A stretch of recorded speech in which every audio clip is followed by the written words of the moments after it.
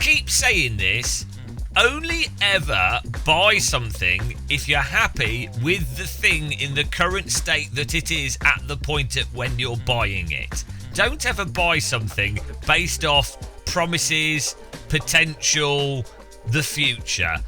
You know, that's the mistake that viewers of our channel have made over the last 11 years. They've like supported us, donated, been members.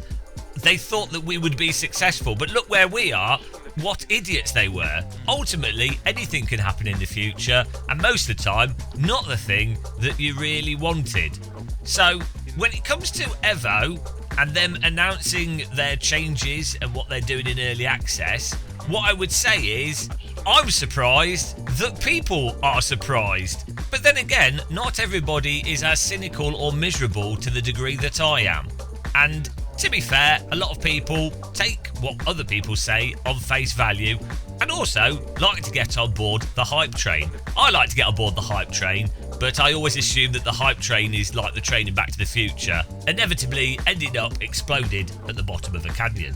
Now, of course, I can totally see why people are upset that a feature, or the core reason why they bought Evo, with the expectation that there would be a proper single player, why they'd be upset that that's removed. I mean, obviously, that's basically what they would have bought the game for. A lot of people are really desperate for a sort of car PG game that isn't on console. They basically really want a Gran Turismo, not the latest Gran Turismo, they want like a Gran Turismo 4 type game, but on PC with VR, nice graphics, an actual more realistic physics. That's what a lot of people want, and I think that's what a lot of people were expecting from Evo, and it's also what the messaging kind of implied with Evo. So it's totally understandable that when the developer says, oh, well, actually, no, we're not doing that now, that people would be really annoyed. So I think it's good that people are vocally protesting this and being clear about it, and it should be another lesson in communication and to not announce stuff unless you've actually got the thing mostly done and it's definitely going to be in the game. I miss the day of just launching a game, you read about it in a magazine. This is back in the 90s, guys. It's a long time ago, I know. Many of you weren't born here. But you'd read about a game in a magazine, and then like a month or two later, unless it was Duke Nukem Forever, but a month or two later, the game would be released, and you'd be like, oh, wow, that was an enjoyable experience, and far more enjoyable than listening to John Major or Tony Blair talk on the TV. But gone are those times. Now a game has to meander on in early access where everyone can see the realities of the game's development process, which is a process of sheer pain, suffering and despair, and one that I think only really serves to help fill the bank accounts of people selling the early access and ruin the enjoyment of a video game, because by the time it's actually finished, you're fed up of playing the game that was a total mess for the 2 years that you played it during its early access phase. On Kunos' side, though, I've got to take the side of Kunos occasionally, otherwise my bed will be full of horse heads.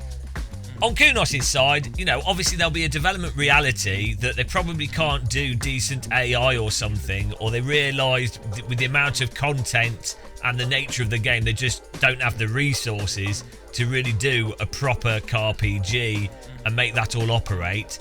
Combined with the fact that even at the early access launch, they seemed very confused. You had a single player mode and the multiplayer mode, and you had to choose at the beginning. It's a very confusing way to deliver a game. It really has to be one thing or the other. I can totally see why they would decide to just decide on one avenue rather than try to pursue two things at the same time. And obviously, I could also really clearly see that the avenue of potentially being able to sell yearly subscriptions, online access, server services that people have to pay a fee for would be much more appealing for a producer and a developer than focusing on something that doesn't really have any long-term subscription monetization opportunity. So you can really see why they made the decision that they've made. I mean, really, you look at iRacing, people are spending 150 to £300 a year on average for that game, and that's been going really well for 10 plus years. That's a lot of money over time. LMU, people are paying for the advanced access to the additional features and content, and they're subscribed to it. Again, that is much more valuable than people occasionally buying DLC, generally speaking, or a one-off purchase. Personally, I actually really like online racing. I actually have quite enjoyed iRacing, despite its atrocious physics. I think it can be very entertaining. And I think the online racing in LMU is really quite entertaining. And also, I personally don't necessarily mind paying for stuff if I'm using it. I still think it's quite a reasonable price. Not iRacing, but LMU, for example. So, you know, you do have to pay for things to get things to make development continue. That's just the reality of stuff. But, you know, you can see why a developer would go down one route rather than another. Now, in their Discord post, they did have some bullet points of what they really want to achieve with Evo, and this is also a little bit problematic from my perspective.